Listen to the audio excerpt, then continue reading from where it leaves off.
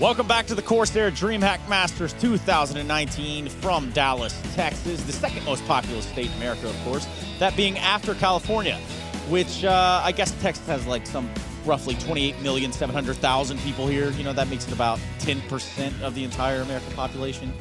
Really, truly, though, we like numbers here on the analyst desk, but not as much as these teams like in the 16th first, which is what I have for you. Another best of one coming your way. G2 and Renegades getting ready to square off on one map. An opener here for them in Group B. And my name is Trey Sarantis. Alongside of me will be Jacob Vinicky and Matthew. Go ahead. I'm waiting for it. Matthew Maniac Matthew. There we go. Close? That's one way to do it. Sorry, man. Anyway, welcome to the desk, dude. Welcome to Dallas. You got in kind of late last night? Yeah, I got in late. Pretty excited to be here. Texas has been third time I'm here. Been there twice before, playing the ACA finals back then. So to me, it's a cornerstone of CS. It is certainly a cornerstone. I mean, this is kind of the birthplace of Counter-Strike. It's been called that multiple times. And, well, in terms of getting started, that's what we have to look forward to here in this matchup. The Renegades, not with a stand-in, with their actual lineup. Gratisfaction's here. We've got G2. They're looking all right, too. Where are we at, fellas? Yeah, and that's going to be very interesting, right? Because we have a Renegades team now finally with the full lineup. It's been a little bit of a struggle for them with Smooya. Not that he's been doing bad, but missing a key member of your lineup is always a tough task. Yeah. So having Gratisfaction back is going to be interesting to see how they're going to bounce back from what has been a rough period for Renegades. Yeah, and that whole bounce back process starts here in Group B. Let's go ahead and run you through these brackets and tell you all about some of the teams that are going to be facing off therein. This is the initial matchup. You can see the likes of Int. We've got Energy. We've even got Fnatic Cloud9 in this one in terms of openers. Guys, look at this bracket and tell me what you see. Well, I think ENCE are pretty much secure here, I would say, as a favorite of this group. Obviously, Fnatic to me is a very interesting one because they have shown really great strength over the past tournaments as well. Energy, I don't really know what to expect of them. And Furia. To me, Furia is the team I have no idea. But that's a good thing. I see it as a positive. I think we talk about them as a team that can surprise other people. It's one first big tournament that they're going to have to go against, you know, tougher opponents. So I'm looking forward to see what they can do. But, you know, first, Renegades against my baguettes, my friends, G2. The baguettes themselves. The baguettes. Exactly. Wow, an interesting concept. I've never really wanted to refer to the French like that, but I guess if you're saying that, I can do it. Kind of like we get a pass here. He's still Swish. I mean, I don't get it. He's still Swish. That's right. We're going to go ahead and talk about the map vetoes. We got a best of one in our hands. That all kind of dwindles down into one map. Guys, where are we going? If I have to make a guess, I would say Inferno. That would be a common ground for both teams. I think G2 are specialists on a few maps that Renegades would take rid of. I mean, I don't think Dust 2 is going to be open for G2. That would be a mistake. I don't think Vertigo is going to end up here because this is best of one. So yeah, Inferno. Oh, well, G2 remove Inferno. Then that is an interesting one. Well, I don't exactly know where they want to go with it because Train is still in the mix. I don't think it's... Would it be Train in the best of one? Jacob, help me. It seems it's going to be Train in the best of one. Okay, See, Shots is doing it. Right, because G2 and Train, that's not known to be a great combo. Yeah, I don't really understand why you would want to play Train in the best of one. I guess it's knife round. That would make sense. Or is it a team that can decide to go on a CT? Because if you're going to go and say, we'll play Train on the T side as the first map. There's no knife round. Okay.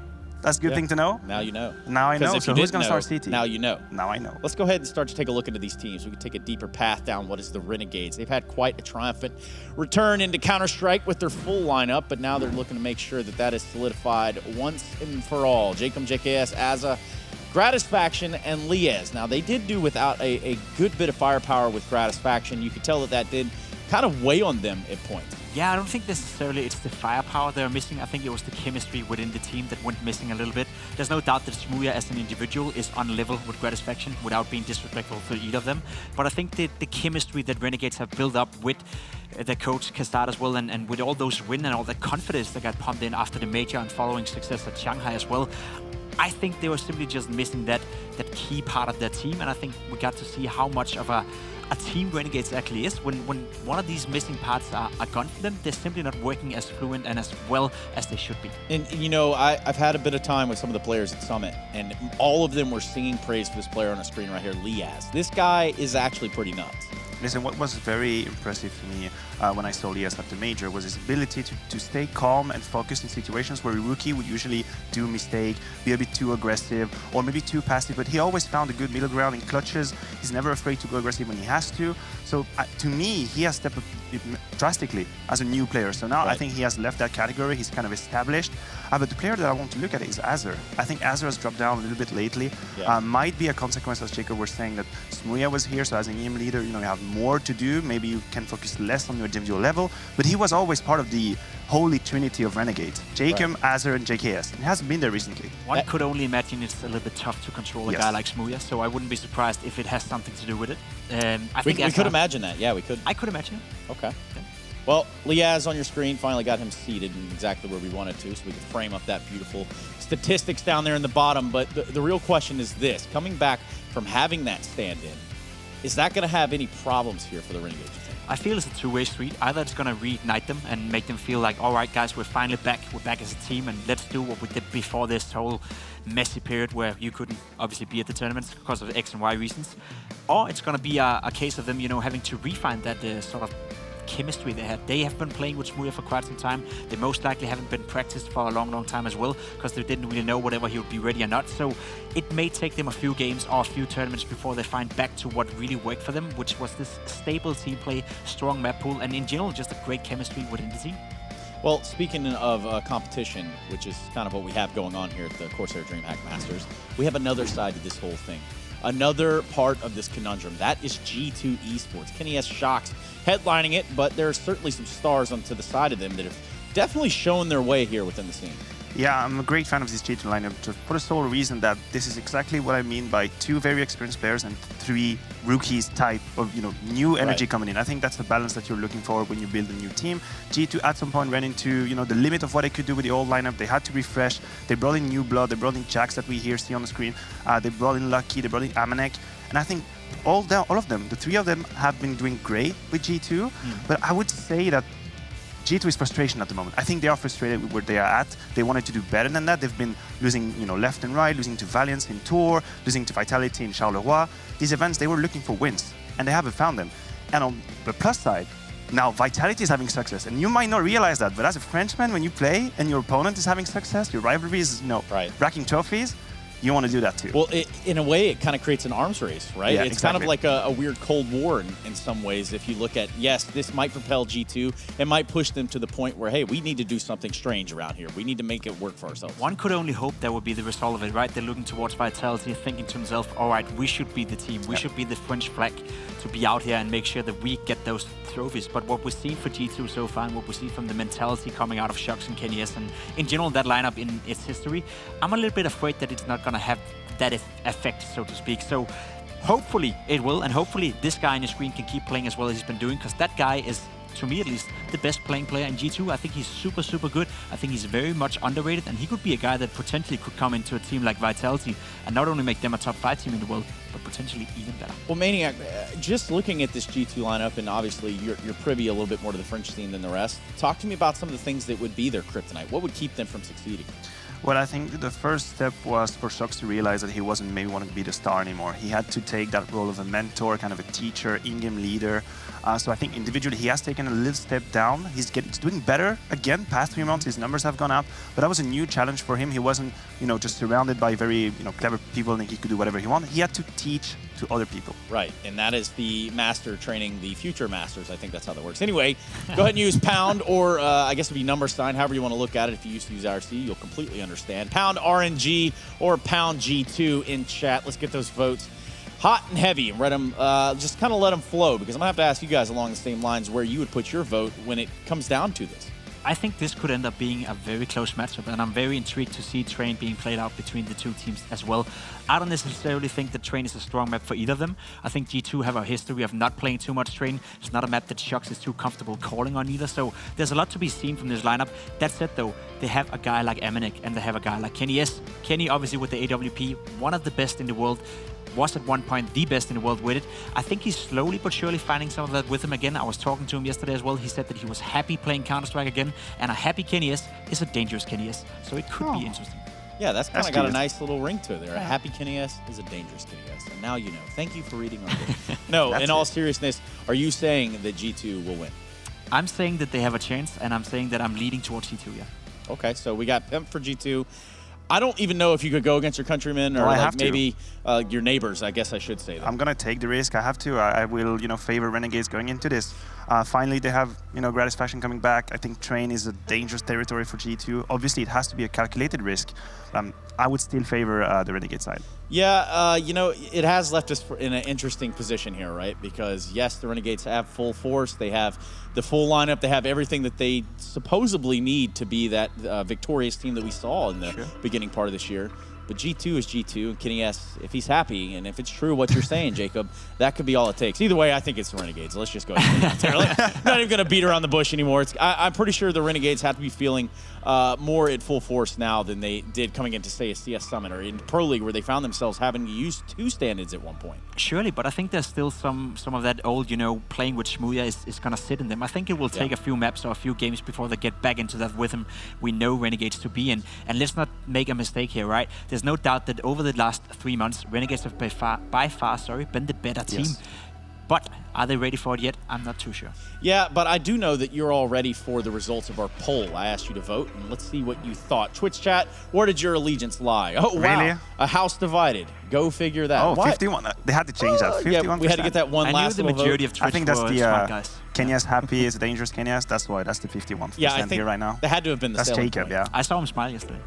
Yeah, that kind of goes a long way. It doesn't happen too often when he plays, though. He used to play next to him, he wouldn't smile that often. No kidding? No, he doesn't. Oh, okay. When he's playing, he's not. He's a pretty serious individual when it comes to this game. Outside the game, he can be a little bit of a jokester. I'll give him that. He is. Just like you. Yeah, I'm just like, thanks a lot, Jacob. We are waiting to get into the game. I think as Train is on the cards, we are just waiting to get things situated. We had to bring the trains back into the yard. So while we have that's what's up. Yeah, that's what it is. While we have this few seconds, perhaps we take a look at what would be the winning factors for either G2 or Renegades, the winning conditions. Well, I'll take Renegades. I will say JKS, obviously. I think in the past few months, he has put himself on the list of the potential top 10 player in the world. When, as you were saying, they have been really establishing themselves as a top 10 team. And I will put Azure. I will put Azure because I think he was a defining factor when Renegades were having success, and he was very silent when they hadn't. Right. So Azure for me is the player to look forward. Well, I mean, he was certainly a player that found himself behind the wheel and somehow making it all work. So that's a lot of pressure, and when it's not working, that can create a little bit of problems. Jacob, make a good case here for G2. I think for G2, it comes down to whatever Amanek is going to be as assertive and as dominant as he has shown to be for this team. I think he's a player that thrives well in chaotic Counter-Strike. He's very aggressive. He's very assertive with the way he's playing the rifle. And I think if he's having a good game, Renegades is going to have a big task ahead of them. And then obviously, Shox, being the in-game leader and having the control over the team, if he can enable some of that skill we know he has inside him, he used to be potentially the best player in the world. Add that into a happy Kenny S. I think G2 have all the strings they need, but can they make it work at the same time? We haven't really seen it yet, but again, a happy Kenny S is a dangerous. What about a map like Train, where the op is so prevalent? And yes, some of you might be like, okay, well, Kenny S, easy, right? Gratisfaction's no one to joke around with. No, Gratisfaction definitely can play Train. And I just wanted to bounce back on that, Amanek thriving in Chaos. I think it's the same for Shox, but what is scary for me is that it is Train. Train is not really a map that's going to open up to, a lot of individual plays. There is no middle ground. You are either on the bomb side or you're not. Jacob, you disagreed? Yeah, I don't know. Amanek, if G2 can find the opening frag and then force Renegades to rotate around in 4 versus 5, then Amanek is going to slowly, peek into that inside bomb side, and he's known to do it. But if not, I don't see where he's going to have the impact. Jacob, I would love to let you retort, but we ultimately don't have time for all that. What we do have time for is Momo and Anders. They are waiting for us on the other side. I do see that smile on Anders' face. My goodness, it's good to see you, man. It's good to see you too, Trace. I really appreciate it. I hate him. Yeah. How come? I don't understand. There's so many reasons. Yeah, well, Jacob, that works too. I went all Swedish on that one. He did. I don't know why. Jacob kind of got directed at the end, didn't he? Yeah, I got the short end of the stick on that one. Well, that'll happen. The vote was split, wasn't it? It was 50-50 until the numbers were adjusted, until we refreshed the poll, and then it was 51-49 in the favor of G2. Yeah, it's suspicious, isn't it? I have G2 winning this as well, but I actually think I would pick Renegades if this was a situation where they hadn't played like the last month or 5 weeks with a stand-in with Smooya instead of Gratisfaction. I just feel like there'll be a little bit of rust bringing him back in. Could be wrong, but that's kind of what gave me the edge here for G2. And by the way, Train is not a great map for G2. You know, this is a map they've actually dropped to Wendigo. They don't have a good record on it, 2-3 on LAN in 2019. So this, I mean, the map kind of goes against them as well. Renegades have been happy to play this one against other top teams in the world as well. So I feel like we're really going into this game with a lot of questions that need to be answered. Like, we don't really know how G2 are going to be doing. We don't know Renegades with Gratisfaction back in the lineup. We're going to be missing the Smooya chance as well. You know, there's a lot of things missing here, really. Going to be the pistol round coming up, and we have 1 smoke there on Amanek on the defensive side and 2 on the Renegade side. So they could be doing a bunch of different things here. Yeah, first things first, push back any defense that's in these box holes. You have Lucky, who's the one-man army. He doesn't want to take that fight. He's just calling for a rotation back. They wanted to have the intel, so they're not rotating someone back to B that doesn't need to be there. So everything according to plan for both sides at the moment, as Renegades just patiently wait far, far back. That's a risky stack to have to watch the Ivy push as well. Those USPs of that range against Liaz's Glock. Always, that'd be an awkward fight to see them get into. Yeah, it doesn't look like it's going to happen, but you're right. It is questionable. 2 Glocks with no armor at range against USPs. And they're lined up. So I feel like they're lucky that no one pushed that. yeah, it could get really strange. Amanek looks like he was setting up that smoke very oddly, carefully, you know, like, does he have some sort of one-way that we don't know about down there? 40 seconds now, smoke's raining in on the A site, and Renegades pushing up behind it. Kenny in position here by the bomb train, he's going to be clicking away. Jacob, no problem. Amanek to follow up, taking down Lias. It's a good defense initially in the bomb plant. Not really happening yet. Gratisfaction, the first one to get a kill here in the favor of Renegades. I'm not sure that's going to be enough. JKS hoping he's tapping away for more, but yeah, it's all crumbled now. JKS can get 1 headshot in here, but still 3 more left, and Lucky will take him down. Good start for G2. Yeah, really nice start for G2, and they were fighting that whole way. I think that was the key. The smokes and the utility that were used by Renegades on that attack, on that hit towards the outer bomb site, didn't do enough to dissuade some of those peaks. You could see a lot of players from G2 able to use that train for cover, just taking a shot here and there, chipping them down as they approach the bomb site, and eventually when they get close enough, able to clean it all out. Plant is going to force Renegades into an early buy, or not force them, but persuade them to not wait for the AK-47s in the next round. You know what they were talking about with, oh, well.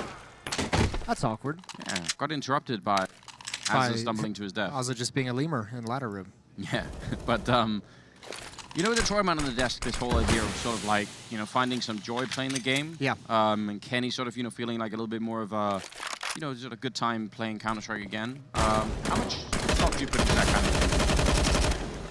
I put a lot of stock into it. Kenny as well, probably the most famous case, but there's been plenty of players that we've known behind the scenes who have, you know, when we've noticed a downturn in their performance and you talk to them at an event and they just say, you know, we've been playing so much Counter-Strike recently, it's just like, it just feels like a grind, it feels like work. Yeah. I think the important thing is you need to be able to, the process of becoming a good player and good team is what you need to have fun with, right? Not necessarily the game itself. Yeah, if your fun is based on winning, then that's gonna be really unsustainable, right? Right. Your fun comes from like the hard work paying off, and I think that's where most players get stuck, especially when you notice some of these teams who have like long periods of poor performances. It's really, really difficult to get out of that rut. Jax tired of waiting around, even pushes the next corner, which did not really seem necessary. He was doing a lot of damage here. Ultimately gonna get taken down. I think he did enough anyway, but you know, probably could have played it safe. And he could have maybe got jumped on there by Jacob, but he will be fine. So the Org will survive the FAMAS to G2. Take a little bit of a loss in that round, but I mean... It's like a big loss considering the investment, I'll be honest with you. Yeah, that's true. They didn't get a whole lot done. 2 kills, nowhere even close to the bomb site, never a chance to even win that round. Small elements of danger. We're going to get 1 timeout. It looks like it's going to be a tech pause.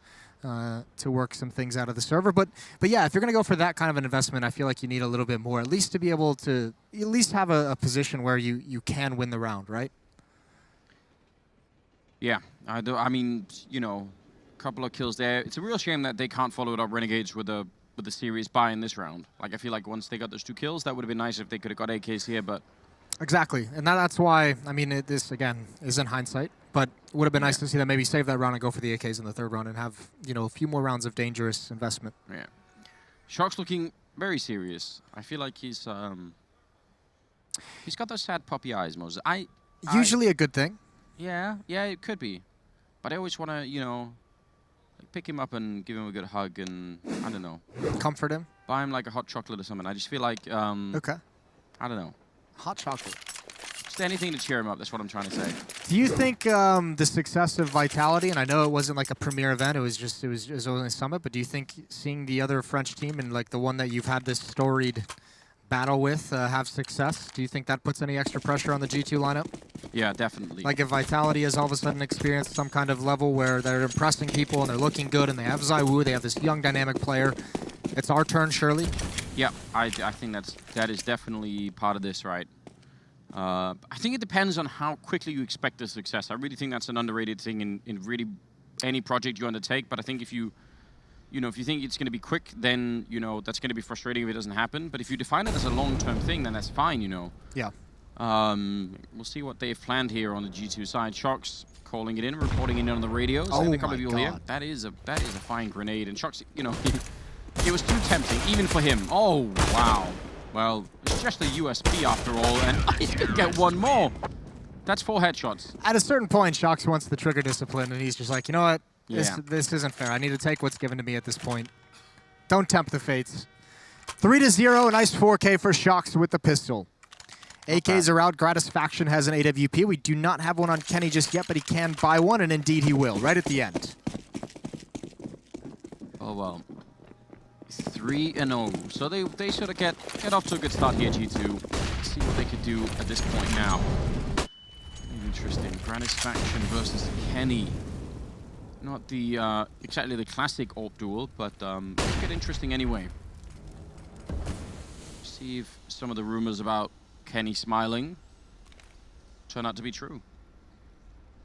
It would be really awesome to have Kenny S find some of his old form back, for obvious reasons. Gratisfaction taking a very narrow angle. Smoke's now clearing above ladder as well. That smoke can make you feel like there's going to be some pressure. A spam battle, and JKS just loses out right at the end. Gets dinked through the floor. Missed shot from Gratisfaction. A lot of time been eaten off the clock. 3 players stuck at Ivy behind this Molotov, now behind this smoke. So Renegades, they start having to make a decision. They might just go through it, but for the moment, content with the boost up. You know, I feel like that kind of a battle that went on over at Pop Dog is the sort of thing that if you could pause the game and sort of ask the players, like, why are you doing this? It's like no one could give you like a really good answer for it. It's like, because I hoped I would be the luckier one. I mean, fair play, sometimes it does work out. Bit of a flashbang in. We're down to 30 seconds. I am worried about the time officially, and Kenny's going to be taking down Jacob. Could have had a great follow-up, but he's going to miss the shot. Lias will take one down, and Amanek back with a double kill for the FAMAS and Jax to close it out. That was a solid defense, and 19 seconds here as the last person goes down. I mean, even if they hadn't died so quickly, that's not a lot of time. No, but even with, I mean, that's a great defensive setup that directly counters how Renegades was attacking that. If you're going to have 3 players in Ivy, those other 2 players in T main and ladder room, there's just not enough manpower to clear out the aggressive defense that G2 had. They were close up to the choke points. They had presence, they had crossfire set up, and there's just no way for you to really be effective. Even if you get that 1 kill, not enough players streaming out of those choke points to take advantage of it. So nicely done from G2. Kenny S with an important shot as well towards that first player coming out, Ivy, creating the space. It's back to pistols. Everyone towards the inner bomb site. This will just be a straight up hit and execute. I mean, there are 2 HEs and 2 Molotovs on this bomb site. If they don't get some sort of really oh my god. They got absolutely nuked, didn't they? Oh, and here comes the Molotov as well, and they won't even be able to go through it with the lower HP. All right, they do put it out, but that opens things up for the spam. Shox has let 1 or 2 inside the site. That's where Lucky chimes in. Again, G2, solid defensive setup. They're shutting Renegades out. That was brutal, wasn't it? Yeah, there was no fun in that round for Renegades. Very interesting. And this is now 3 rounds in a row, 5 players, 4 players, and 5 players surviving for G2, so plenty of cash building up. So, 5-0. That is Yeah, but that's a solid lead. No bomb plant that last round either. Let's see what Renegades can do here with pretty good utility after all. The last round they had, you know, a chance here. They tried for that Ivy push and it kind of got shut down. Now, another aggressive setup here for the defensive side. Pushing up. Oh, he actually missed the shot. That's kind of surprising. Shox is there to redeem them a little bit. Gratisfaction taking a guess, another one. And he did not get a chance for the third. I don't know. That was a weird outcome. Yeah, that very easily could have been 2 opening kills for G2. One's made it into the site. Lucky spotted that. Now with the AUG, there can be no repeak. Walking up towards high train against the wall is Shox. The spray battle comes in. Jacob's going to fall, and Azza is just trying to buy himself some time, but all of his teammates, everyone is dying across the map. This is a Renegades. Gratisfaction coming in. They don't look comfortable. They've been playing with a stand-in for 1 month, and it's showing early on in these first 6 rounds. Azza trying to do so much. He's going to be alone in a 1 versus 4, and just, take it down Lucky, but again, there is so much work to be done. He gets Kenny as well. This is more than you could have asked for, and at the end, it won't be enough. You can't really blame him. Did a pretty good job, a nice effort there at the end. He could have done something spectacular, just unfortunately never knew where that second player was, right? They were both on the flank. That was really unfortunate for him, but a nice attempt in a 1 versus 4. Regardless, Renegades need some life early on in these rounds, and they're going to call a tactical timeout, and you can't fault them for it. They need to discuss how they want to open these rounds up because they're getting beat. Indeed they are. A couple of seconds, 30 seconds to try and come up with a battle plan to really make it through. I'm not sure what it is. I would love to see even just like a fast push out of A main. I guess it's tricky when they have so much utility on the CT side, but it is fun to see when you could beat the timing on the defense. If you get just one person quick out of A main, yeah, that can do a lot. Well, we'll have to see what the answer is going to be. Maybe we won't see it in this round. It is another force. I don't think it's desperation just yet, but they're investing what they can to cause some economic distress onto G2, while still preserving their next round's full buy. But you need to start seeing results from this. Shock's going to get aggressive with the double op setup. Kenny's got one. He's going to stick around, goes for the late peek. Now no reason to mess with it.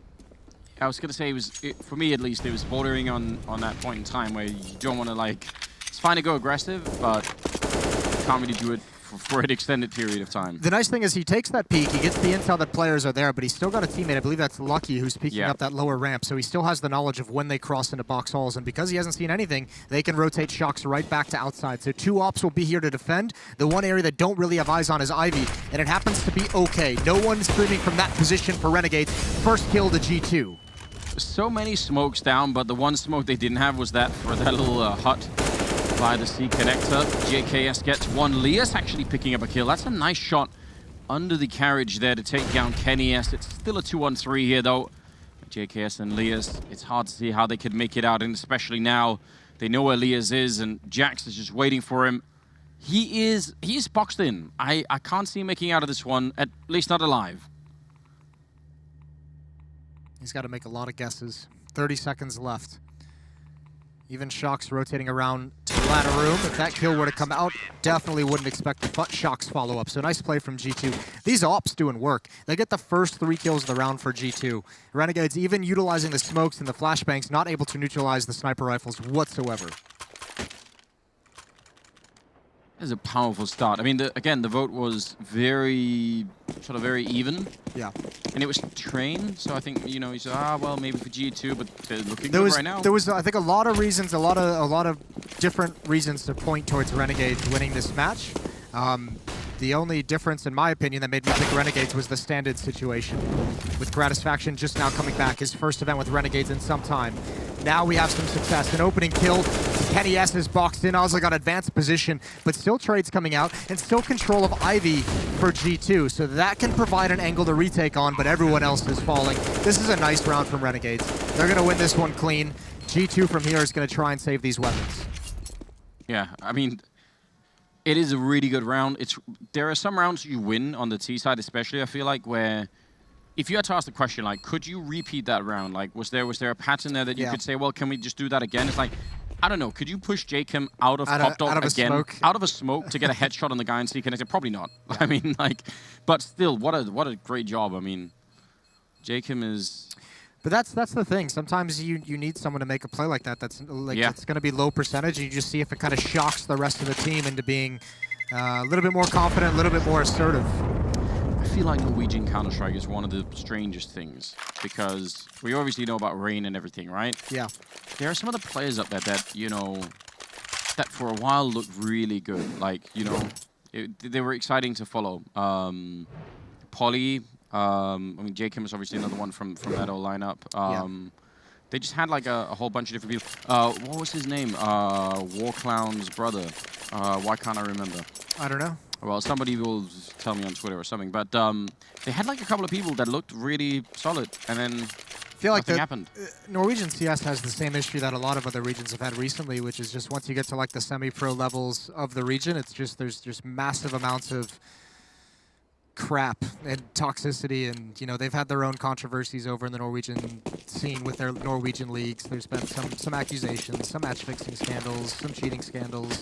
Yeah, I've actually been keeping a really close eye on like grassroots Norwegian esports because of the whole Skybox thing. But I think yeah, I mean it actually is looking very promising. There are a lot of people working really hard behind the scenes, so maybe in the future there could be something cool. Oh my god! That's a really nice play. That's a disgusting entry. He jumps down on the ramp to get the kill, and now Azza winning that fight against Jax. That's going to really help out. 4 versus 3.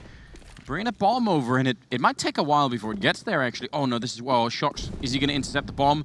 It has made its way past Gratisfaction. He almost could have won that fight, but still...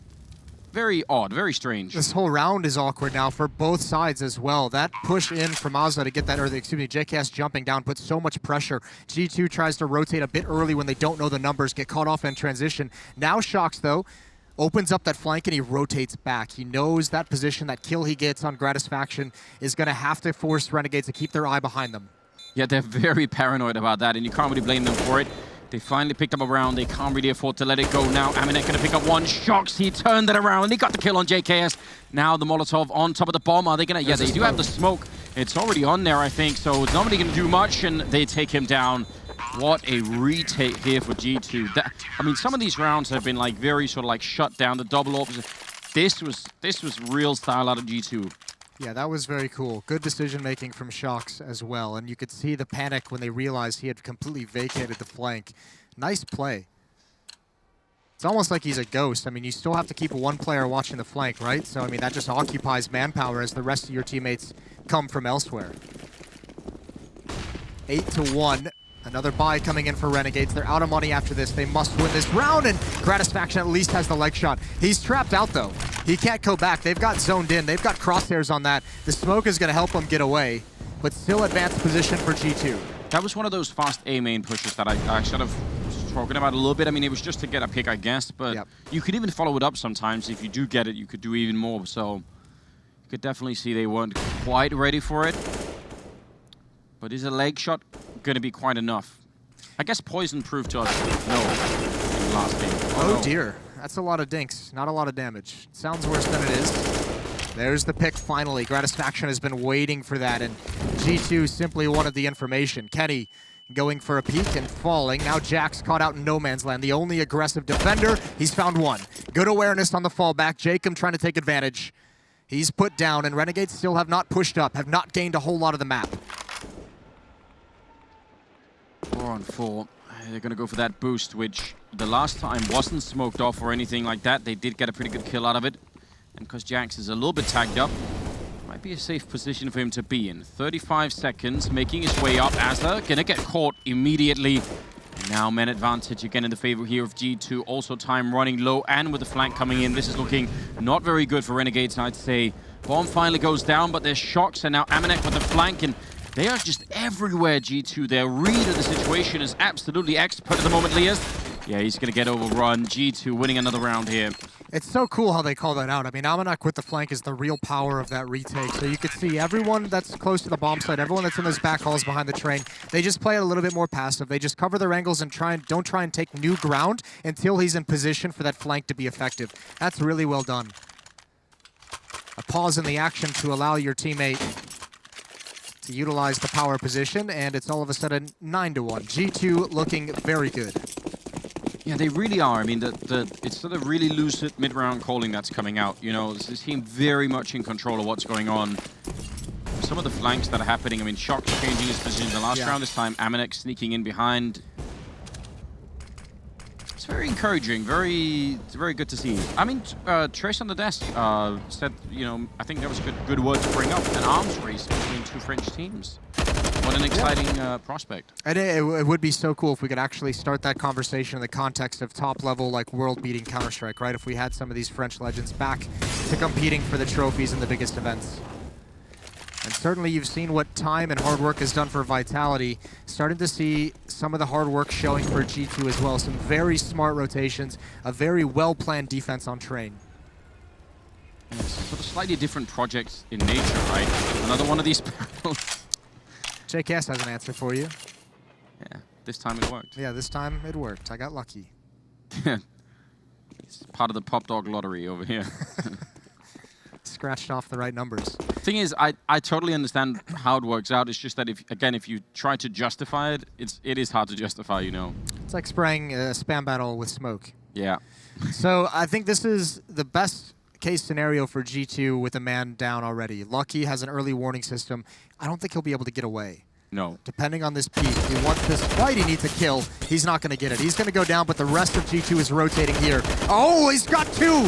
Somehow, almost a third as well, and now the defense has really arrived. He somehow pulls it off. It looked like it might just be an early call, but Lucky pulls out two. Did they not have any grenades? That is so stunning. Because they peeked him like they understood that he was going to be there, but then the follow-up, like, how did they not grenade him out of that position? Maybe I'm just mistaken. Well, it feels like that spam kind of, I don't know, it's supposed to keep him like cordoned in against the wall, but even still, all he needed was one bullet out in the open. Man. That is such a sick round, and that's going to be a heartbreaking one for Renegades. Yeah, very much so. I feel like there's been a fair few of them by now. Where They did a great job that round. Yeah, they set it all up, and they had the defense outside at A scared. They were forced all the way back against the back wall. You had a lot of ground outside. That was like literally that double kill from Lucky is one of the few things that could have pulled G2 back into the round, it feels.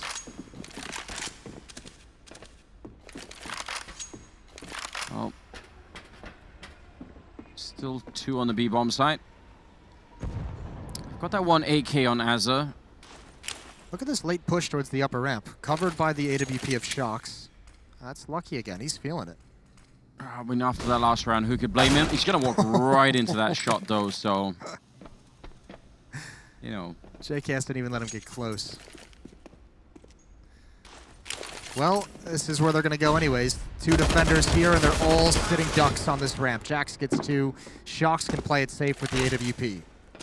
Yeah, Kenny with the other one, so a lot of coverage here in the bomb site. Oh, but a missed shot as they're going to take advantage. Oh, they don't know shot. He's firing the shot anyway, and he gets the deagle out, gets the headshot as well. Ready for Liaz. One more bullet, and that might have done it. He's finally going to go down, and that leaves Amanek alone, 1 versus 2. I think Shocks probably could have waited just a little bit longer, but now instead, jumping down to the low ground. Is he going to catch one? It looked like he almost could have. They do have an HE grenade, so a little bit more damage, and maybe that could seal the deal here in favor of Renegades. He has to find a bunch of them, and yeah, it's not going to happen. Lias will take him down. Finally, something works out for Renegades. I don't know if they could really breathe a sigh of relief yet. Like, there's got to be more to come, surely. Yeah, you need to sustain this now. You need to build upon this. You need at least 2 more in this half. 11-4, I mean, still not the greatest effort in the world. Still not the greatest opportunity in the second half, but it's better than what you got now, so keep working towards it. But the fact that they're only able to win with their pistols, that's a scary prospect. They have not done well with the AKs. What are you laughing about, Moses? You want to tell everyone what's going on? Oh, nice shot from Gratisfaction. Amanek, though, close up. Switches to an 8 a bit early. Game was so exciting, Moses. My pants got a little bit wet because I dropped a bottle of water in on them. So good job. That was, oh, I can't believe Kenny's going for this, and he's going to pay for it. That's a bit over-eager. Yeah, I mean, it was, but in some sense, it was so aggressive, they didn't really see it coming either. Yeah, but, missed the shot, you don't have great money. And you would have liked to have had that up in the next round, especially if you're going to force up around these 2 Augs. And especially if you have that 3rd weapon, you have no problem forcing up around that. The issue now is this has opened the door. I mean, G2, they're going to try and save these guns. Even if they get away with it, it's really opened the door, an opportunity for Renegades to get up to 5 rounds in this half. And for how dominant G2 has been, I think that would be such a huge victory for Renegades. Yeah, no, I mean, absolutely. That would be a weird end to the story, the first half. Because if you just shoot in and you said 10-5, you'd be like, oh, Renegades probably do this, you know, that's still possible. Yeah. But if you'd watch the game, you'd be like, well, they should have lost way more than that. So we're not there yet, and you know, things could still go wrong for Renegades, but it's good to see them get back into it. We missed that mustache. Yeah, we missed that. That's what we haven't had in Counter-Strike that you really need. Every other esport has really cool cosplay. We've got Gratisfaction's mustache. Well, I mean, we've yeah, that is amazing, but we have some others. We've had, I mean, traditionally the French have had great hairstyles. Think of Existence doing Existence. They do all like the Dragon Ball Z impressions. They had a lot of good hairstyles there in the French scene for a while. But you're right, we have been short on other things. I agree. Oh. Sharks looked like there could have been an opportunity, but I think the aim punch got to him a little bit. He's going to go down. That is a lot of people rotating into B now. Getting ready. They might be right, but so many grenades on the Renegade side. Surely some of these people are just going to be, well, not really in a position where they could do much. Well, this is a great stack for G2. They've called it blind. They have plenty of players here, everything you could want to turn this round on its head. There goes Kenny. Here's the peek from Amanek. He gets nothing. Lucky's still alive. The 2 Augs still up, and now they're being taken away. Jax needs to just fall away. Again, another buy round in the next. You can use this kitten armor. The name of the game now for G2 has just got to be economy going into that final round. Yeah, hope to put up a little bit more of a defense, get to that 11th round. That's Jacob with a quad kill. He is such a hard player to sort of put into a category, Jacob. I'm trying to remember who I was talking to. One of the younger players on the teams at Summit was kind of laughing because it was, I think, I'm not throwing him under the bus or anything, so I'm pretty sure it was Stewie, who just wasn't really around during the time that Jacob was considered one of the best players in the world. Yeah. And he was talking, and we were talking about Jacob, and he was like, he was like amazing back in 2015, right? And I was like, yeah, dude, like by Cluj-Napoca, he was wild, absolutely wild. Yeah, I remember I've talked to Vendetta about it at some point, and he said the problem that he really has is that, you know, when he gets really into it, when he sort of like, you know, where like every day for Jacob is about, you know, just playing Counter-Strike and focusing 100%. Then he sort of becomes that player, but it's like a lot of effort, and maybe not all the time is he, you know, feeling that way. I can understand that. I mean, there are certain players that are just annoying in the fact that they don't have to play the game that often to be really good. They just like come back and pick it up like nothing's happened. And then you have a certain number of players, and there's been a number of them that have spoken out over the years where it just takes an incredible amount of grind of like, you know, daily deathmatch, daily demo watching, daily practice. Yeah, you have to like sort of sustain that work all the time, which I guess if you're winning a lot that'll keep you motivated. Yeah, but if you're losing and you still have to play like, you know, 12 hours a day, that's going to be depressing. Nice shot from Gratisfaction. That's a confident duel. They've done it slowly. They've done it measured with utility a number of times. He's given that peek on top of the dumpster, on top of the trash can to Kenny a couple times. Yeah. This one, he fools him. Do you think it's the mustache that gives him that kind of confidence? Yeah, do you think like when he's in spawn, he knows he's going to take that peek, he just like throws some extra wax on it? Like twiddles a little bit. Yeah, it becomes the true villain. I can see how maybe like mustaches could be the thing that could replace like chewing gum in the Counter-Strike scene. Like maybe that's the thing that just gives you, because you know like Twister's doing the whole chewing gum thing to keep focus and everything. I think mustache is gonna, that might be the one up. That might be the future. You do both and you just, you know. I don't think I can actually back you up on that one, but well, I'm just saying. I'm intrigued now that you've brought up the possibility. It's just a thesis for now. Like, we'll test it out at some point, but we'll have a control group. Yeah, we'll do that. Blind, double blind, and all the rest of it. Lucky's up here.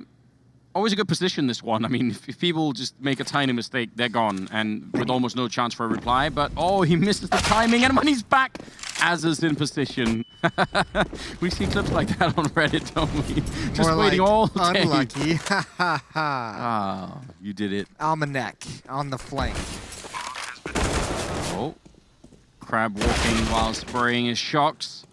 And a little bit of a kill there for Jax. It's not looking good. Shocks going down as well. Now it's a 1 versus 3. Somehow Renegades getting back into this game after being so far behind. Yeah. Oh, man. Well, yeah, he got blocked by the grenade. It's so weird. It feels like that comeback, that 4-round stretch right at the end should have never happened, but for such a dominant half from G2, Renegades have found them in the best position possible. Well played from them, never giving up in the half. We're going to go to a break, and when we come back, we'll see if they can complete the comeback.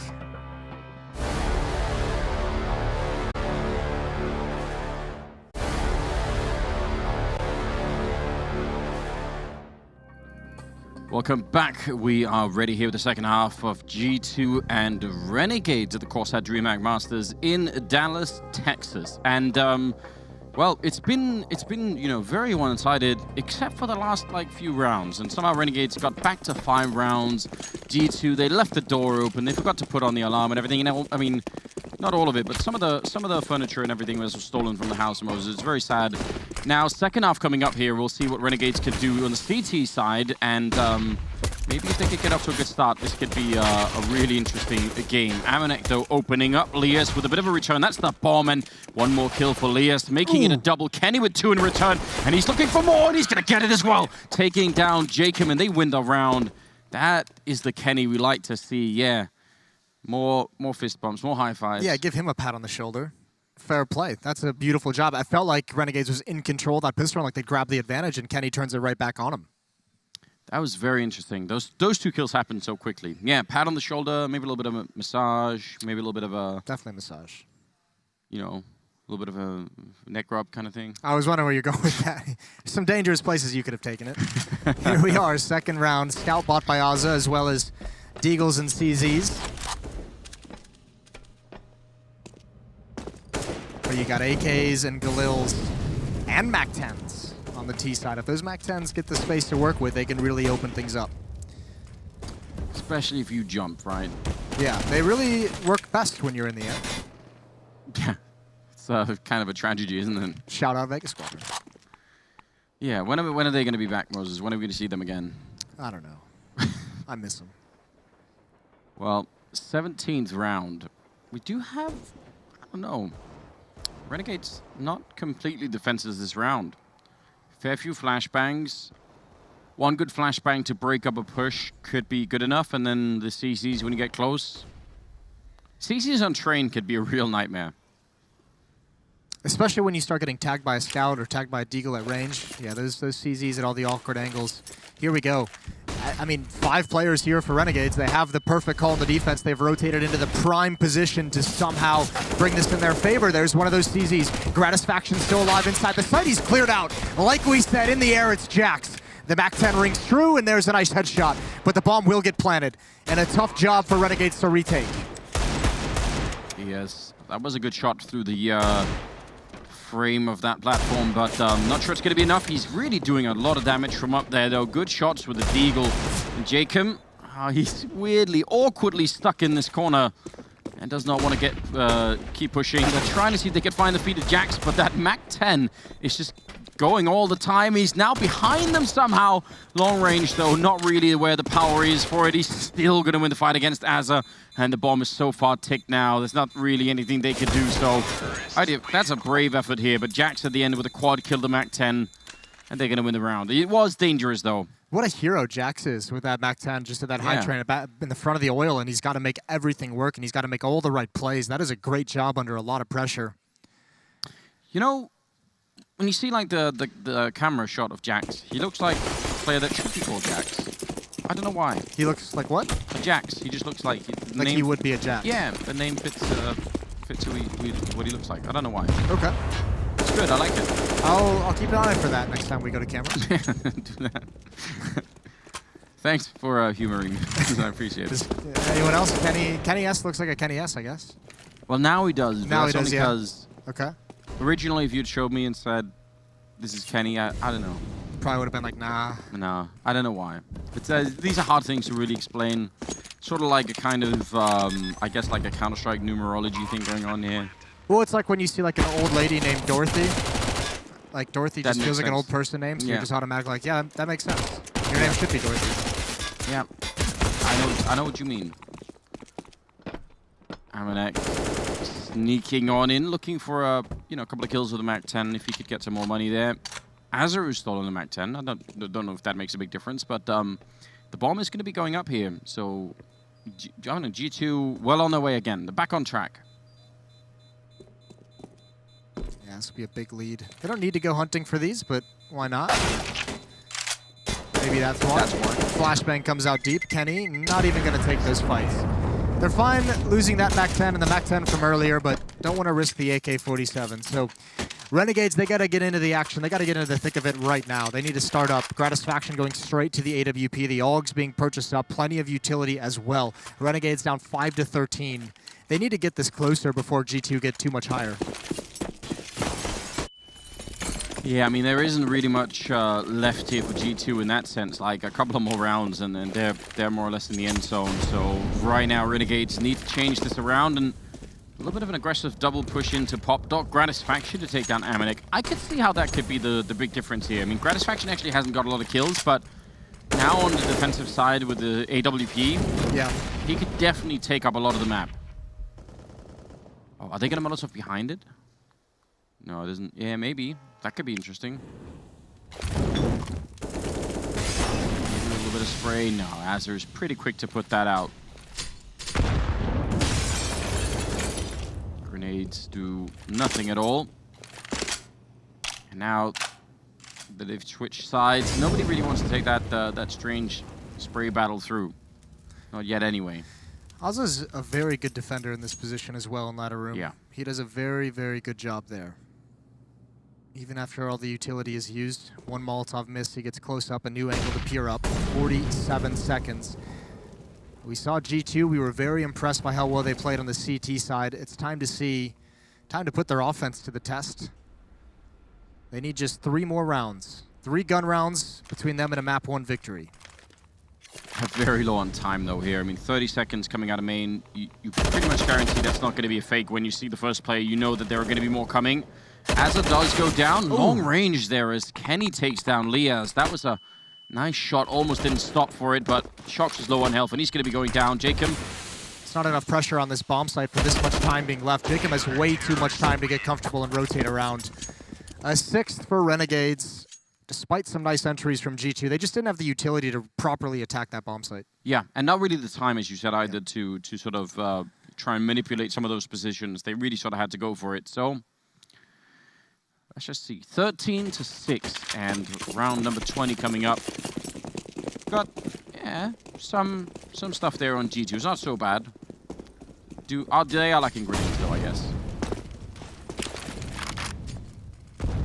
And again, double in PopDoc. I guess as long as you're not really caught doing this, you could kind of keep doing it. Yeah, and I mean, it's there for like the trade, right? If someone's popping down earlier, if there's going to be a split from mid as well, you have 2 players. See if Kenny can get anything done in Ivy. Maybe wanting to take advantage of Gratisfaction peeking in the previous round, but he's not positioned here this time. Off now towards that inner bomb site. Adjustment from the Renegades defense. Oh, they're going to double. Yeah, he's going to be tested. Into the flames we go, and he's got both. Takes the bottom first. The other guy just falls right into his crosshair. That's how you want to do it, isn't it? You want to go for that that whole demolition thing. All right. Well, got a 3-on-5 now with that PopDoc situation not really working out. We'll see if they can recover. It would take massive errors on the part of Renegades. And this defense at this mid-choke point is, I think, just too much. They've got Gratisfaction with AWP can peek in whenever he wants. That's a nice pick. Are they going to expect the player close left? That's the big one. They don't see him. They don't clear him out. Jacob does get one more, perhaps. But look how much time he's buying. 20 seconds left. Everyone is going to be here. They know where both these final 2 players are. In G2, they can do nothing but save. There's no chance they'll get out here. Nope, only 12 seconds. Yeah, and they're going to finally back off. Answer will have heard that as well. So, job well done for Renegades. Picking up another round and making it 7 on the board. It is still quite a run to get back into the game, but as was proven to us earlier, it's not impossible. North did it. Yeah, that was what, 14-8, I think? 14-8, yeah. So, surely not both the French teams in one day, Moses. That would be too much. That would be all too French Counter-Strike. That'd be too much French CS for one day. Too much. Yeah, apparently. To lose a 14-8 and a 13-5 lead all in the same day. Yeah, we don't like to see that. I want to see... I want to see French Counter-Strike get back into it. Do you? Yeah, I do. I feel like it's... Like, you know, when they were winning, especially because they were beating, like, you know, the Danes a lot, it was kind of a little bit frustrating. But now that it's not here anymore, I kind of miss it. I do. You never know what you're missing until until it's gone. Yeah. Some of those Inferno rushes, some of the madness where you just like, you know, it was fun. Like some more of the things like that? Running through fire? Yeah, exactly. That's what you're missing? Get the Tech 9s, get it all out. Yeah, you make a good argument. Well, this is all designed to set up an interplay, and they looks like actually G2 might have exactly what they want. It's only JKS here. Yeah, so they could definitely get a bomb plant. I think they missed the timing. Yeah, Gratisfaction on the rotate back as well. This is going to get so much harder. Up on the trains, yeah, there was a timing, I guess, but yeah. And they can hear all the information now as well. Well, and the Molotov, just as they put out their grenades. I mean, oddly enough, there's only the second player. The third player hasn't cheated over. There's going to be a very fast flank. But nothing has really changed despite the fact that Renegades have this intel. Good opening kill off angle for JKS. Calls out the top push. Needs to be kills coming out soon for G2. It's not going to happen. Amanek with the AWP. Can only hope for some closing kills. Some low impact frags. 1 versus 4, and he hasn't spotted the player on the train. They now know where he is, and he's boxed in from behind. 13-8 as Renegades climb back. Yeah, they saved the AWP. Did they? Yeah, they even took both of them. So double up on the defending side now. Things really starting to look up quite a bit. Renegades showing us that their defensive side is looking better than the offensive side so far. And the opposite might even be true for G2. Sort of a, you know, tragic circumstance for G2, I suppose. I wonder what the solution is if you're on the T side now, G2. What would be a nice call? I'd like to see a set piece outside. They've tried to do it before and it's been kind of ruined. They've had a couple of rounds where they've been picked off by Gratisfaction. Couple of rounds where just the defense is just rotated into the proper position. But I'd like to just see the straight execute, get those smokes up, block out the double ops.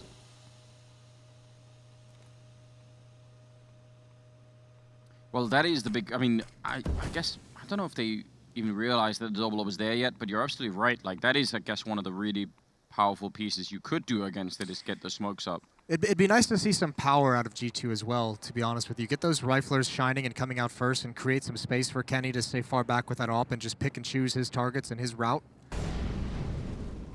You imagine that AWPer, even on the T side for G2, is one of the win conditions. You really want to get him locked in and having a good time. Well, Shocks, I think, was legged. Pulling around down to 27 seconds. Kenny's out of it. Yeah, I think they're trying to sort of hope for something here in the last couple of seconds in the round, but without the weaponry, you can tell that is not going to be working out. So, Gratisfaction starting to get a little into the groove. I mean, up to 9 kills overall, 3 in that round. So again, it really hasn't been, you know, the craziest game for him. But it feels like when he gets the opportunity, he's hitting some good shots. Just want more of it. Just want more. 9-13. I'm getting worried. I'm getting a little bit scared. Yeah, this is turned into a close game pretty quick. Here we go. Jack's going to lead the way out. This is what I was talking about. A little bit of power out of G2. He's got the opening. There's that space, but he's isolated at the moment by Flames. How long can he stay here and feel safe? Gratisfaction zoned in. He's going to be spotted out as well. He's got to be careful. You imagine there's going to be a flashbang and a peek from Olaf, but maybe they don't realize it. Maybe he just doesn't want the fight. A pause in the action for G2, and Renegades trying to re-aggress. That's a big fight to win. They can't trade it off. There's the op. There's the double up from Gratisfaction. Finally gets involved, and he shuts down the hit. That is a huge play, isn't it? That second kill, especially as he was pushing up, taking down the aggressive pusher there in Jax, who did go again for that like A main aggression timing. He gets one more kill, now up to 12.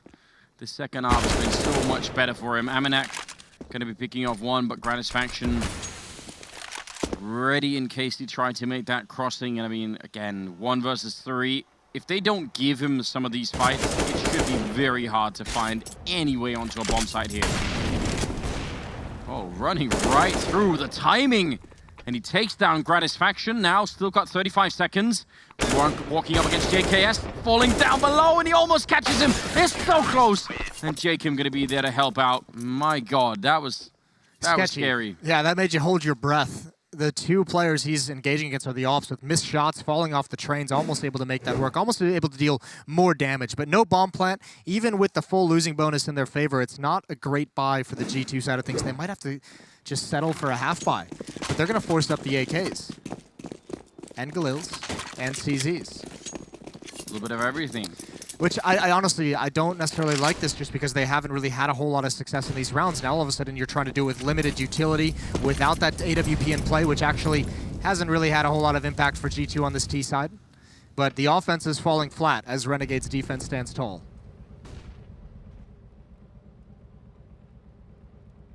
It's hard to convince yourself that, just looking at the weapons, that this is going to be the thing that's going to really have a big impact. What's scary is that previous round, that was so good. Jax comes out, gets that first kill towards ladder room. That's the player trying to play inside of it. So all of a sudden, you have the ladder room avenue is completely open to your access for G2, and things got slowed down by the utility, and that allowed Renegades to kind of survive the initial onslaught and to get into better positions. Now, again, this is going to be tough. Oz is not paying attention to ladder room. He's got to do it at some point. But Lucky is playing a dangerous game, trying to call when he's going to be looking away, and he should know now that might be a possibility.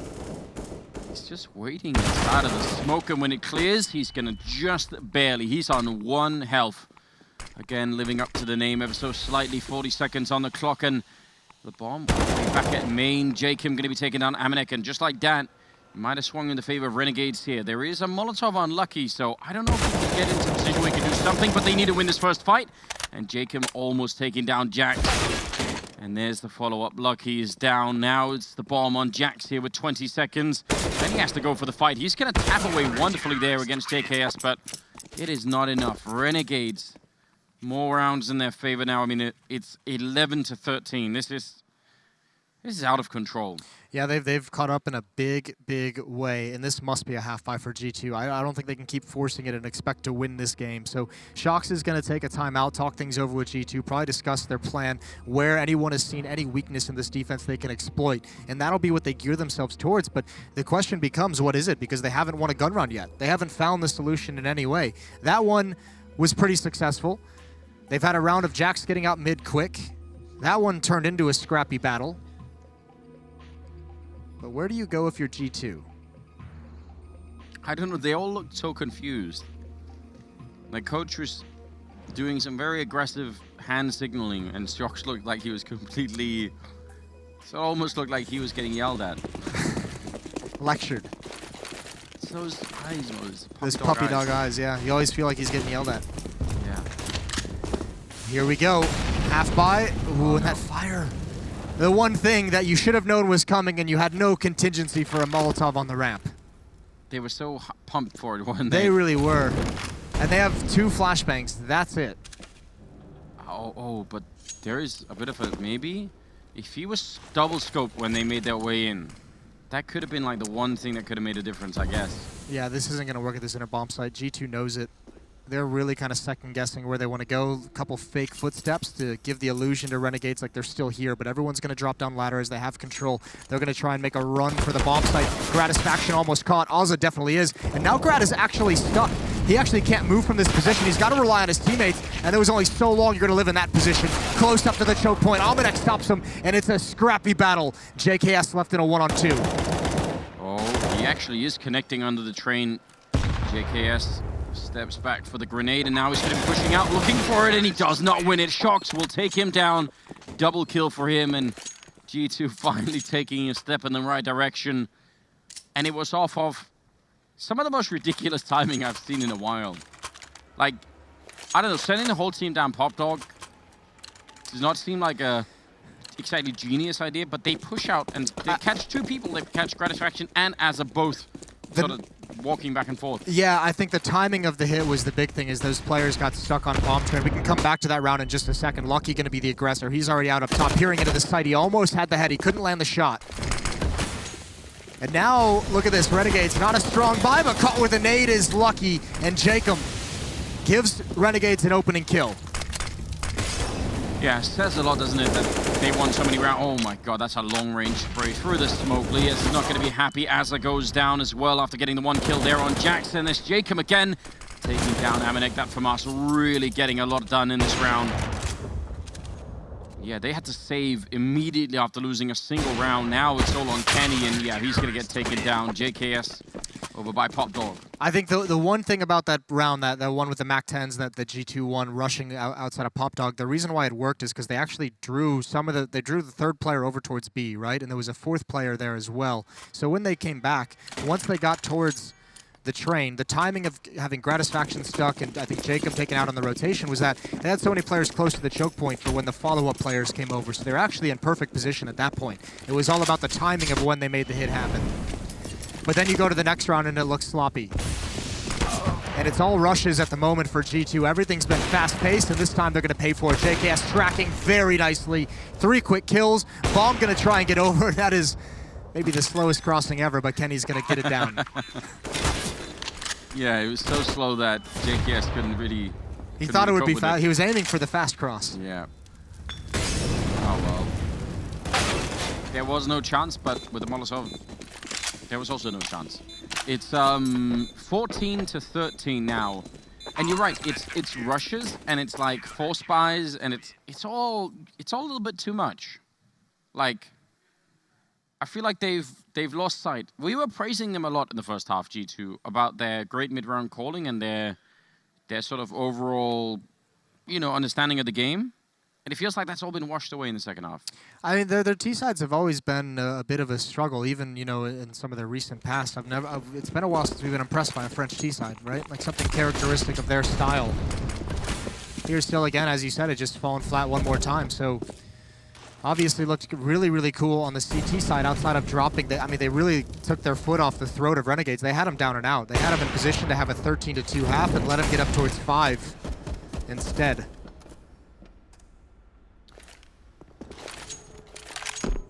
You saw that. I just don't know. It's not necessarily been like the T side overall. I just feel like I don't know what G2 has done early on in rounds to find an opening pick.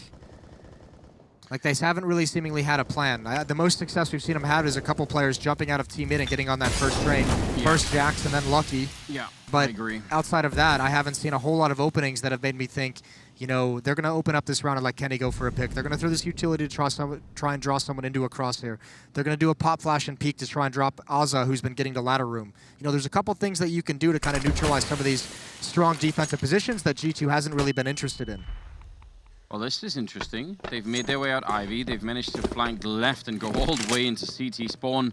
I don't know if Renegades knows. No, there's no one nearby here to make that run, although Lucky will go down. But if they just wait a little bit, 30 seconds now, this flank is going to be coming in, and that could be it. Shox ready and waiting. Somehow, is he going to actually make his way out? There's Jacob going down, but the AWP has now made his way back through here, and if he takes a couple of more steps back, then Amanek is going to get him, and there's no way that he could have known. Yeah, JK is going to be very upset. That was a double push, and he just had no idea. So 4 versus 3. Bomb's going to be going down, and they are going to pack it up. That's... Surely the call came out that they could get there. It was smoked off and everything. Renegades should have known of the possibility. I'm surprised by that miscommunication. Yeah, that's where you wish you could be on their TeamSpeak or something, right? That play does not work very often, and especially to do it with nobody realizing it's possible is something extra special. And that's a really rough round to have miscommunication, because that's going to get G2 and a T-side that they're basically limping to the finish line. To have secured overtime has got to feel like such a weight off their shoulders. Yeah. For Renegades, I mean, looking at how the second half has been, you would think they could probably make it to that overtime if they could just keep the focus a little bit longer. Yeah. I mean, think of the 2 gun rounds, or the 2 rounds after the pistol that are being won by G2. After those first ensuing rounds, one of them was that like forced by 1 AK and MAC-10s and pistols rush out of ladder room. The other is that. Not exactly high percentage rounds, but at least here, G2 has pulled it out. Doesn't it make you happy that Kassad is back behind them? The Renegades guys. Yeah, Kassad's great. We had him on the couch at Summit as well, and I mean, we get to talk to him behind the scenes. Kassad is a phenomenal Counter-Strike mind. Probably doesn't get the credit as a coach he deserves quite yet, but I get a feeling that we'll be singing his praises for a long time. Well, he was gone from the Renegades for like a little brief period, right? So I'm excited anyway that he's back. I think that's good news. Jax is out of it. He has been, I think, the best player for G2 so far. Certainly on the scoreboard. Not by much. 23 kills, 22 on Shox, and 20 on Amanek. All right. Gratisfaction had what? I think 4 kills in the first half. He's up to 15. Been much, much better with the AWP defensively. Azza somehow dodging all the danger. They don't want to mess with him this time. There's a really big chance there for Shox to do something. He's still out here, but you know, the longer he stays, the more dangerous it's going to get. It's a fake. Out.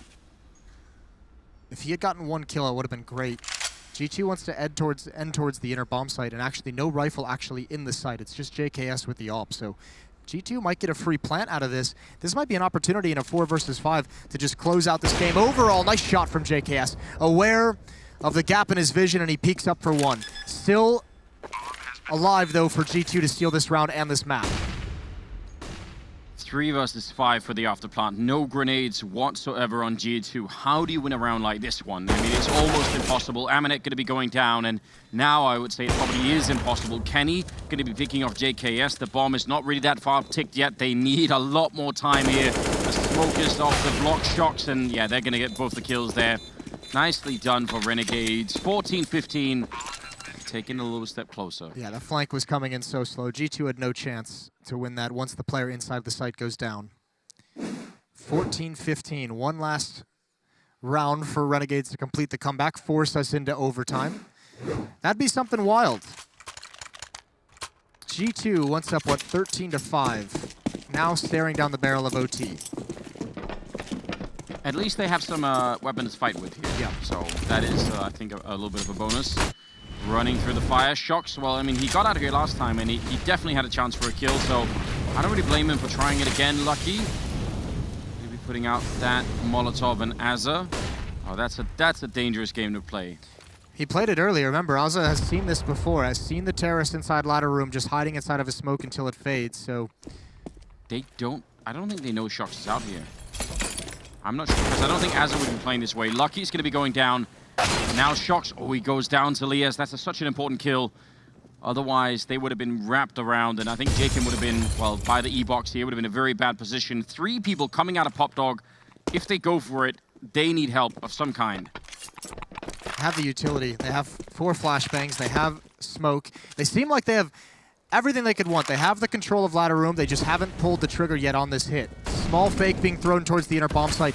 Draws JKS deeper in, but it doesn't draw away Gratisfaction with that AWP. Trying to boost over. Not catching anybody. 40 seconds left. There is another smoke going up, so it's being put on pause for a little bit. They've had to reschedule the rush a little bit.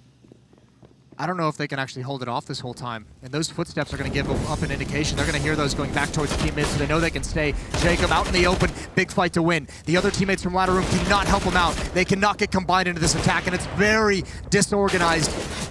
And it's a bit of a rough way to end this map. 15-14, Jackson a 1 versus 3. He might be able to actually get in. He might be able to beat the rotation, but it's still going to be such a tough scenario. Yeah, what do you do from... He's going to put the bomb down, and they're going to be right on top of him here. So, last couple of seconds, and yeah, JKS will take him down. And we've got overtime here on train between Renegades and G2. What did you say, 13-5? Yeah. All the way into overtime. That's shocking. And Vitality, remember, with that, what, 14-8 lead as well. Yeah. So, interesting first day. And we're still the best of ones. We've got best of threes coming up end of the day where Matt and Henry are going to be joining us as well. Yeah. It's all going to get really crazy. It's really good day at Counter-Strike, isn't it? I miss this. I feel like it doesn't happen nearly enough, you know? Yeah. Should do this more often. Well, you've got quite a string of events coming up. You've got a busy schedule. I do. You're at everything. I've really outplayed myself, so... I did that to start the year, don't worry. I'm at the tail end of my poor decision-making. You say that, but... famous last words. Famous last words. Well, I'll make some mistakes this weekend if you do, Anders.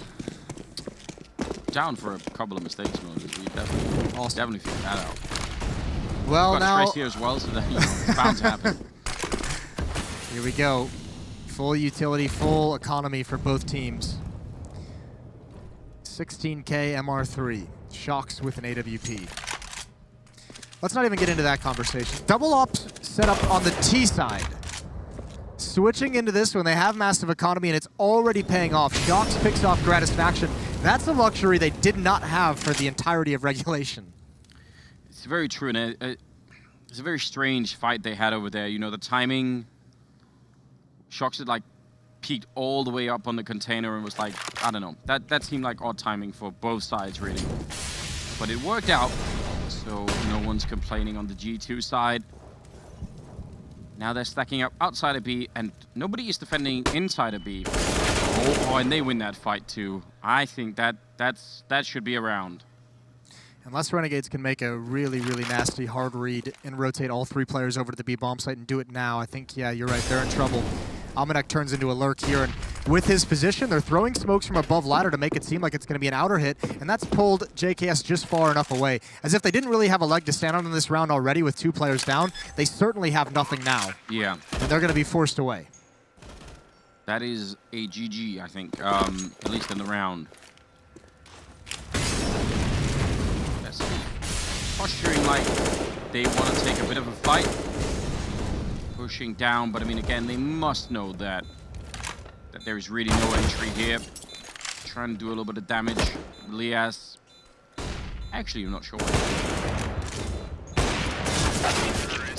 That was surely never going to happen. Yeah, I'm scratching my head as well. I thought they would have called a save. I think the only reason they didn't is because you get so much money in overtime. Yeah. But still, if you're investing in those ops, like now if you lose this round, yeah, even with 16K, you're going to be missing a couple things here or there. Could regret it. Ah, we'll never know. Only if JKS goes for the op, though. Yeah, it won't be missing much, will he? No, it'll be all right. I'm amazed that we had an entire T-half where G2 didn't look like they knew what they were doing necessarily. Oh, God. And just in that first overtime round, they make it look so easy. They had to really claw for each round on that T side in the regulation. That was so close. That was, I don't know, pixels away. Not that many wallbang spots left in Global Offensive. Unless you're playing Vertigo. Unless you're playing Vertigo, that's true. Well, last round here, the first half of overtime. Flashbangs making that fight, I think, pretty much. It's just a bit of a random scenario for both sides. I don't think anyone could see anything there, but Azza has this position in ladder room again, and he's been, I mean, solid in it when they've dropped on him. He's died twice to that lurk inside the smoke now. That's been from Lucky. But when he actually secures and sets up position and housing inside this ladder room, he's really tough to deal with. Look at all the utility that G2 still has compared to Renegades. They still have a lot of smokes, a bunch of flashbangs to make this outer hit work. They can collapse on this bomb site. One kill going the way of G2, and this defense could just fall apart. Yeah, and especially for the after plant as well. If they get the bomb down, all these grenades are going to be very hard. Gratisfaction, though, one good kill to start it off, and that's the bomb. If he gets the next one, too, he will go down to Amanak, but otherwise, that would have been devastating. The bomb now making its way out on Jackson. He's going to win that fight. Azza can't really cover 2 angles at once, and now 12 seconds left. Jacob going to drop one, so that's a one-on-one with 10 seconds left, and they know where each other are. Flashbang goes up really high, 5 seconds, and Jacob, he can play for time right now. He's going to catch him mid-air. That is well done. Double for Jacob, and they pick up the round. That's great. Really good poise by Jacob, knowing that with the time left, he was going to have to get hunted down and waiting for that jump up onto the train to do it. Trades all around the board. You could see, I mean, part of the reason that even comes into a one-on-one, Lucky is so scared to come down that ladder. He knows Azza is going to be in there, and he's waiting. He's trying to bait his teammates effectively. One falls to Azza, and then it's just so tough to recover. 16-16. The magic number in overtime is 19. Shock's going to push down this, but they've seen it a number of times, and they've got Liaz on it. Oh, he gets caught shooting, but he adjusts well. Molotov comes down in time. They've got to fight in the fire. Not too much damage, but now G2 is onto the bomb site. Jacob to put the bomb on the floor, and action all over the place. A 2-on-2 as this settles down, but Amanek has the advanced position. That's a very, very explosive round. But yeah, the fact that he's managed to get his way into CT spawn, it's hard to... This is one of those timing things. Like, they could turn around and look for him, and that would be it, but they won't, and he's going to get that kill on JKS easily in Gratisfaction. Oh, he doesn't even realize. Kenny will take him down.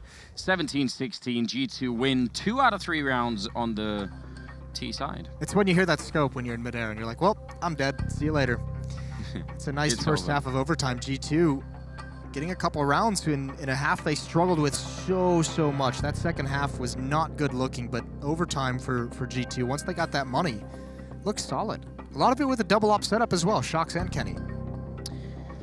Yeah, they won 2 out of 3. That's a much better ratio than they did in regulation for sure. So maybe there is still hope. Still hope for the French scene. Still, I don't know if we can judge it all in this game, because that might be too much. It might be a little unfair, unreasonable. Yeah. All right, CT sides for both teams that was great. Jacob at 27 kills, I think. So he's sort of turning up the heat in this game. Yeah, 27 and 19. Jack's gonna get some advanced position in T mid.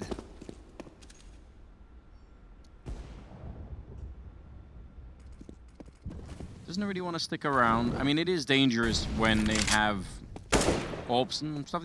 That wall is not that thick. I think the big thing is they use a lot of utility to stop any kind of fast play, and there's only so long you can stay in that position inside, especially if you don't have an aggressive defense behind you. Which at the time he did not. Didn't even have Amanek on this train. Set piece coming out for Renegades, but it looks like G2 might actually be in front of the smokes. That's a big loss to take early on, though. Yeah, Jack's going down. Kenny back here. Amanek alone up on the train. Azza will take him down. Great double opening, and Jacob to follow it up, taking down Kenny. Good enough to kill for Shocks there, but again, there's nowhere to stand, and Lias will close the round with a nice couple of kills with the AK-47. That looked great. That might be one of the few executes so far on this map on the T side that we've seen that actually looked good. Yeah, that was really hard hitting, especially because they were set up way back towards T spawn. They came like a couple seconds after that through T mid. If Jax had stayed in his position, might have actually been super impactful. We didn't get to see how they cleared out T mid very fast in that situation, but Renegades 17-17. They'll be happy about that one. He set that up himself, I think, so... Yes. That had worked, that would have been a sneaky way to open up a round. They're pop flashing through this smoke. They want to go clear out Ivy, but I think this has been heard by Liaz, who just falls all the way back. He was stuck in the open, but they didn't want to take that fight. They at least clear it up close, and that might actually dictate a little bit towards Renegades. They might be afraid to come back towards Ivy, so G2 can kind of loosen their gaze over in that direction for the moment. It's hard to know what you do with that information, right? Do you make it a priority to go and check it, and then you lose like 25 seconds doing that? Doesn't look like they had the manpower. We've seen a lot of teams go to clear out Ivy after some kind of a push in that fashion, but I mean here you only have Liaz and you have Alza watching the team mid, so you don't really have the manpower to devote to clearing out halfway across the map that far away. Pop flash peek for Lucky. It doesn't go nearly far enough. I don't think anyone was blind. Yeah, I don't even know how it could have. I feel like that angle was never going to be favorable. This defense is all out of position for G2. 2 players in the A bomb site very, very far back, and the vision of that bomb train slanted is going to deny Kenny S eventually, especially with smoke down. I think G2 has a real tough time defending this and now playing it for a retake, but I don't even think you can really do that. That kill is going to help out. A 4-on-4, that's what G2 needed. And a follow-up as well, it's even more beautiful. Now things are possible for G2. Yeah, they definitely are. 4 versus 3. Looking to get to round number 18 here. Shox taking down Azure and JKS and Liaz. They've run out of teammates. They just need to do this on their own, and JKS is going to be going down. Liaz nowhere to stand at all. He's going to be dropped as well. 18, so another chance here for G2 to close it out. If they could win it, or if you get double overtime. Oh, they did such a good job on that. I did not think they would have that much success. Getting 2 picks before you even attempt the retake, that's so massive. G2 letting it slip away. They had the advantages. They had the right call, what seemed like, or excuse me, Renegades had the right call, and Kenny S just able to grab one at range. Almanek adds onto it as well. Softens him up for the post plant. Here we go, Anders. 18-17, a chance for G2 if they win this to take the first map, or take the only map in this game. A small mistake there from G2 to start it out. 2 smoke towards ladder rooms right off the bat. Yeah. I was noticing that too. Oh, and look at this. They're pushing down Ivy again, and this time no one's there to spot them. That is a lot of information. They take the deep peek all the way into T-spawn. They know nobody's there. And look at that, they're starting to rotate people on over. If they don't make the speed push happen very, very quickly, it's going to go horribly wrong. There are going to be more people much closer. Lucky turned around, waiting for the flashbang. Gonna turn around for it, and he does get the kill. That is really bold. Now, pushing up sidewalk, and Kenny's gonna get that kill early on Jacob. Sitting inside of the fire is Jackson. Actually, it's Kenny to get the kill, but still a great job. And oh my god, JKS, how did he get that? Coming out of the smoke, now it's a 2-on-2 with the bomb down. G2, 2 kills here to try and see if they can finally close out this game. Oh, they have Gratisfaction in such a tough spot. He's being attacked from so many different angles. He falls. JKS has to fight out in the open. It's an awkward fight. Flashbang to help. Here comes the peek. Amanek holding him back. They're sticking the defuse. JKS gets 1. Kenny's staying on it. He's calling the bluff, and he's got it. JKS realized what was happening just too late, and G2 gonna take a scrappy victory on Train. Yeah, very scrappy. I mean, that could have gone wrong a couple of different ways. And the fact that it ends with that kind of a defuse, I mean, what a strange way to end it. What a strange game overall, I feel like. Hard to know if we had a lot of questions going into this. Yeah. I guess good to see Renegades not crumbling under the pressure. I enjoyed that. Nice to see G2 playing so well in the first half, but then I feel like we had maybe even more questions coming out of it. Yeah, still massive amounts of questions for that T side, but it was good to see once they got to overtime, it seemed like they figured it out. Like yeah. they had some kind of an idea. They did a little bit better on the opening kills. I figured this would be a rough game for Renegades just because of the return of Gratisfaction, who had a slow first half, but he looked great on the CT side when he was a bit more comfortable. And yeah, the fact that they're able to come back in that is really nice. Yeah. Good job overall. I look forward to seeing what the analyst desk is gonna, bring us with this one, because this was a long game, overtime and everything. What do you think, boys? Got something special planned? Any skits? No, a couple skits later on. We'll get to those. Don't worry, Jason. We'll take care of you, Momo. Look, the point being here is this started off very heavy-handed in one direction, and then we go all the way the opposite way. Talking about this matchup. Seems to be the trend for Counter-Strike right now, that every single game that we have is somehow getting close. I feel G2 were looking good on that CT side. I think they were playing very assertive, they were playing aggressive. They were also good at falling back at the right moments, and it didn't seem like Renegades find their stride on the T side. They got a little bit, I wouldn't say lucky, but they found some rounds in the end of the first half and made it competitive, and that's what happens with Counter-Strike. If you give a little finger, sometimes some teams are able to take the entire hand, and Renegades was a great example of how you fight back into a game, and they had all the chances of winning this one as well. But in the end, I will say that G2 felt like they were the better team here. They had the better individual players stepping up, and fair enough, they won, but it wasn't as clear-cut as it should have been. Yeah, and we're going to talk a little bit more about the Renegades and some of their shortfalls there, but in the meantime, we do have Frankie down on the sidelines with an interview. Let's see what she's got. I've got Shox with me. It was his birthday yesterday. Very good day, wasn't it for you? Yeah, definitely. And today is also a fabulous day. You had such a strong start in your CT half, but then what happened? I think we just lost a bit of focus and concentration at the end of the half, which led us to 10-1 to 10-5, and then it was kind of hard, I would say, on the T side. Was it a momentum issue on your T side that let Renegades back into the game? I don't really know if it's mental or stuff, but I was feeling more that we lack or what we definitely needed against them. We had to take the pop, we had to take the control of the main. I could see like there was a lot of things to do over this area, but this is something we are not used to do, and it was really hard when you cannot know where you have to play, but you don't really have, I would say, the technical stuff to do it properly. And against the teams that really control, the map, since a lot of time, they love to play train and they really know how to play it, then you won't pass. So I think we definitely lack of it, and that's something we gonna need to work on. And focus is a common theme with you guys as well. How are you going to keep your focus going into your next best of 3?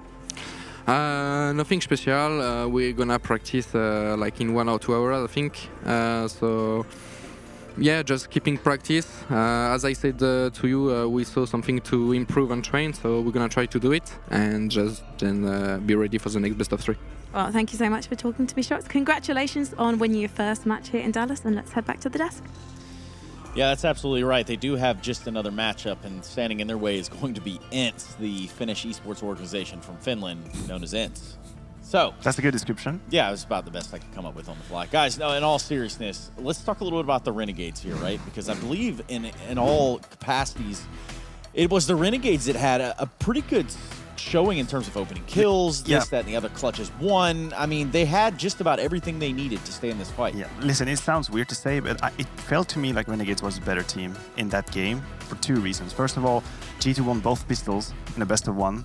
They converted the round before that, so that's 6 rounds overall. Then G2 had a very, very strong start. As CT half, Shox was being very aggressive, found all the openings. On the side of Renegades, though, you ask about it, Gratisfaction had a really slow start. He didn't hit the ground running at all. He was 4 and 14 at some point. He did come back alive in the second half, so that's a good sign for the rest of the event. But Gratisfaction was missing, but they still managed to find 5 rounds, being down 10-1. To me, that's a good thing on the T side of train. That's not easy at all. And then I think they let go 1 or 2, I would call silly rounds on their CT side, and they missed their opportunity to really do a great comeback. Yeah, I would somewhat agree. I don't necessarily buy the statement that they were the better team in the game. I feel it could have gone both ways. I think G2 and what Shox says, they took foot off the pedal. This could have been a very clear-cut game. We could have had standard left here with a 16-4, 16-5 game, and we would have not been saying what we just said. But it shows some character from Renegades, and I definitely agree with that. Gratisfaction having a rough first half, but coming back into it, showing that he's still, part of it. And I think this was a great example of what we talked about pre-game as well. The fact that Renegades have not been practicing a lot with Gratisfaction. The fact that they've been playing with Smooya, and they're still trying to figure out how to get back into the old winning ways. So give them a map, give them another game, and I'm sure Renegades will bounce back and be that strong core of a lineup we know them to be. Well, that's exactly what they're going to have, Jacob, because as it's told, that's how these things sort of go. We have a big bracket system, and it all kind of breaks down in that way. The Renegades now stack up against Isris down in the lower bracket, who did get 16-4'd by the likes of INTS. So they're going to have a much tougher time going ahead in this bracket. Yeah, I guess that's a good opponent for Renegades to, rack up some confidence back again. As you said, Gratisfaction, maybe he can go out blazing in that game, feel a little bit. He did seem out of breath against a team like G2. And just, as you say, for Renegades, they have to find their rhythm again. They are finally together, they've had many stands in. Now they are 5, they're line up, big tournament, long tournament potentially with a lot of teams. So playing Azurus, no disrespect to them, that's a good opponent to do that. Yes, it is. And, well, coming up after the break, we're going to have the last best of 1 here on the A stream. It's going to be Fnatic taking on Cloud9. JW and company looking to get something going here early on, as well as Cloud9 just starting the engines over there with the back of Automatic, letting them know what the business is. Anyway, we're going to a break. We'll be right back.